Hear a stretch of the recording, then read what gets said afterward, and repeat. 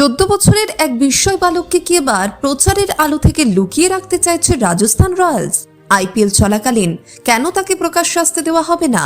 কি এমন নতুন কৌশল নিল ফ্র্যাঞ্চাইজিটি? জানতে ভিডিওটি শেষ পর্যন্ত দেখুন।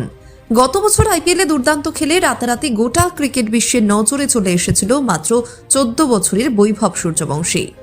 এরপর দেশের জার্সি গায়েও ভালো খেলেছে সে। স্বাভাবিকভাবেই এবার এই তরুণ ক্রিকেটারকে নিয়ে সমর্থকদের মধ্যে প্রত্যাশার পারদ চড়ছে চরমে।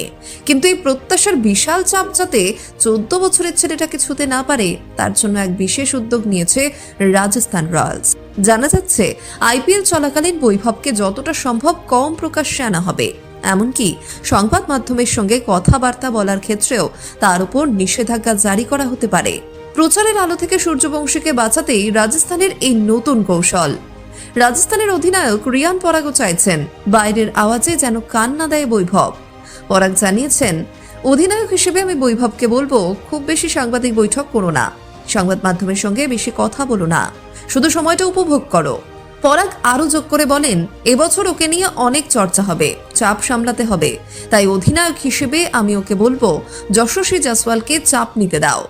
বৈভবের ভূমিকা হবে মাঠে গিয়ে বল পেলেই উড়িয়ে দেওয়া, আর কিছু নিয়েই ওকে চিন্তা করতে হবে না।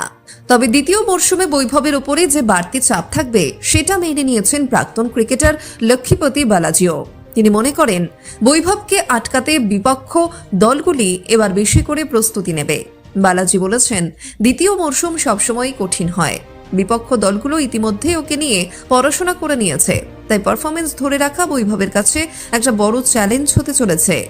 আপনাদের কি মনে হয়, রাজস্থান রয়্যালসের এই লুকিয়ে রাখার কৌশল কি বৈভবের পারফরমেন্স আরো ভালো করতে সাহায্য করবে? কমেন্ট বক্সে অবশ্যই জানান আপনাদের মতামত।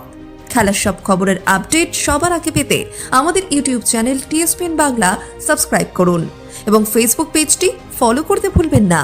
ধন্যবাদ।